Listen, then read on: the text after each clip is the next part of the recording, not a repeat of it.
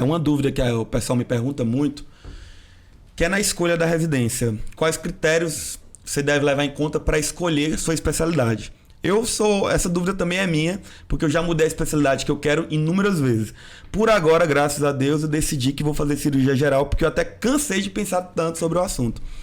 Mas eu quero saber como foi a escolha de vocês, como vocês decidiram em que momento fazer pediatria. Quer que eu conte a minha primeiro? Pode contar. Então, assim, Matheus, a mesma situação que tu passou, eu passei. Eu entrei na faculdade querendo ser cirurgião. Aí quis ser ginecologista, quis ser psiquiatra, quis ser cardiologista, quis ser endocrinologista. Quando estava no final do internato, eu conheci uma preceptora, a doutora Adriana, que era pediatra. E aí, nesse período, já no final do internato, pela forma com que ela via as crianças e o que ela passava durante as visitas e tudo, começou a despertar uma visão diferente, que até então eu queria ser tudo, menos pediatra. Aí eu fiquei com aquilo na cabeça, eu falei, rapaz, está entrando na minha mente esse negócio de pediatria. E aí eu comecei a gostar do paciente, comecei a gostar da rotina da pediatria, principalmente do paciente pediátrico. Então eu falei, não, assim, com 6 meses, eu falei, cara, é esse aqui que eu quero para o resto da vida. Então eu decidi, no meu último rodízio de internato, durante o rodízio, vendo o dia a dia, vendo assim, a rotina da enfermaria, na verdade. Então eu não levei nem em consideração assim, o futuro, o que me esperava no futuro, a pediatria. Não, porque eu me apaixonei tanto pelo paciente, me apaixonei tanto pela pediatria, pelo paciente, pela criança em si, que eu falei, cara, eu não quero saber se ganha muito, se ganha pouco. Eu quero cuidar de criança e pronto. Aí o resto eu me resolvo depois. Então meu negócio foi assim, foi um dia, um semestre que mudou tudo. Mudou, né? Toda a tua vida. Inclusive, eu quero deixar um recado aqui para a doutora Adriana, que ela também foi minha preceptora. Estou lhe devendo um presente. Estou com muita saudade. Ela realmente é uma das profissionais bem dedicadas lá da Faculdade de Porto Nacional. E eu acredito que seja um dos melhores rodízios do internato de lá.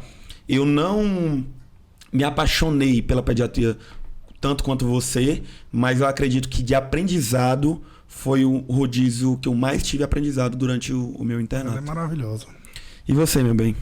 Eu, na verdade, comecei sem nem saber se eu queria medicina. Eu não sabia o que eu queria fazer. Sempre fui boa na escola, sempre tirava boas notas, sempre fui muito estudiosa, mas não fazia a menor ideia do que eu queria da minha vida. E daí passei um ano, fui fazer intercâmbio, passei um ano na Holanda, morei fora, vi outras coisas. Só uma pausa, tu foi fazer intercâmbio durante a faculdade ou antes da faculdade? Antes da faculdade. Eu fui sair na metade do 3º colegial. Entendi. E daí fiz um ano completo lá, quando voltei fiz 6 meses de cursinho e logo em seguida passei na faculdade. E nesse ano que eu tava fora, eu morava numa cidade de 5 mil habitantes na Holanda, mas na primeira cidade que tinha maior do lado, tinha um hospital pediátrico. E daí eu comecei a gostar daquilo, mas nem sabia se queria medicina. A hora que voltei, decidi que queria. E desde o primeiro minuto que eu entrei na faculdade, no primeiro ano, segundo ano de faculdade, a gente tinha uma matéria que a gente rodiziava como se fosse um internato. Claro que muito mais primitivo, assim, né? Muito mais de começo mais um de faculdade. Acompanhamento, né? Exato. E a pediatria foi muito boa. E daí, a partir dali, eu falei, bom, realmente eu acho que a pediatria, no meio do caminho, me perdi um pouco na cardio, mas é exatamente o que o Lucas falou. O paciente pediátrico, ele não mente pra você. Ele é um paciente muito sincero. Então, se ele tá ruim, ele tá ruim. Se ele tá bom, ele tá bom. E a gente tem muito retorno das famílias, porque a gente tá cuidando do maior bem deles. O maior ativo são os filhos. Isso não tinha nenhuma outra especialidade. Além do que, pediatria, apesar de ser uma especialidade, ela não é uma especialidade, né? A clínica geral dos pequenininhos. Então, a gente acaba fazendo um pouco de cada coisa. E ficar só num nicho me incomodava bastante. Então, a hora que eu tive a oportunidade de cuidar da criança por inteiro, por global, e hoje no consultório eu vejo que não é só da criança, cuidar da criança e da família, exatamente. Pra mim, fechou. É aquilo. Até pegando esse teu gancho aí, pra eu entender, tu fez pediatria, residência de pediatria, e depois fez pós de Nutri. Isso. Certo?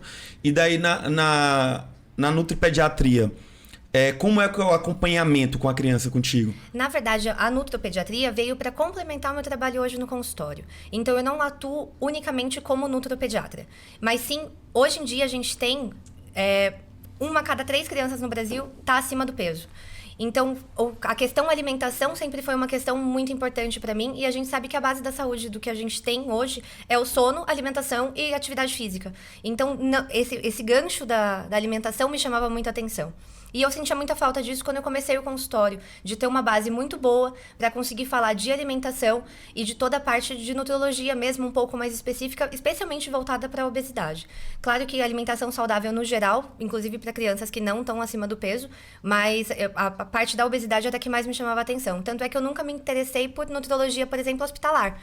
Não queria, não era... queria a parte da prevenção. Exatamente. E realmente eu acho que a nutrologia está muito em alta, obviamente, mas eu acredito que o foco que a gente tinha que ter como médico era na criança, porque quando você já tem 18 anos, mais do que 18 anos, você já está um adulto formado. Então fica mais difícil você desfazer hábitos que você criou durante toda a sua vida. Agora, se você consegue focar no início da criação da pessoa, eu acho que os resultados são mais complexos. Porque acredito que uma criança que esteja sendo acompanhada, esteja sendo orientada do que deve, do que não deve em relação à alimentação durante esse processo, quando chega a ser um adulto maior que 18 anos, ela tem uma cabeça totalmente diferente. Ela mesmo já se limita e fala, não, isso eu não devo fazer porque faz mal. Exatamente. Claro que como criança não existe muito esse limite. O limite é dado pelos pais. Então é muito mais a consulta de orientação para os pais e de realmente segurar na mãozinha e falar, vamos junto nesse caminho. E daí, claro, que a criança vai criando hábitos saudáveis desde 6 meses de vida, desde quando começa a introdução alimentar. E a partir dali, para ter uma vida mais saudável e cada vez mais com uma alimentação variada, uma alimentação saudável e que consiga manter hábitos saudáveis numa vida adulta. É muito mais fácil quando a gente começa esse gancho logo de pequenininho do que quando a gente começa de adulto. Até um exemplo que também é amigo teu, o filho do Lucas Dias, que é nosso amigo, uma vez o filho dele se chama Arthur, a gente chama ele Tutu. Eu fui dar uma batata frita pra ele, ele falou, não posso comer essa batata frita porque eu vou ter um campeonato e isso vai diminuir meu desempenho. E ele tem, acho que 7, 8 anos, né? 10 anos. 7 anos. Então, assim, o pai dele é médico e coloca muito isso na cabeça dele. Então, ele desde pequeno já tem essa visão.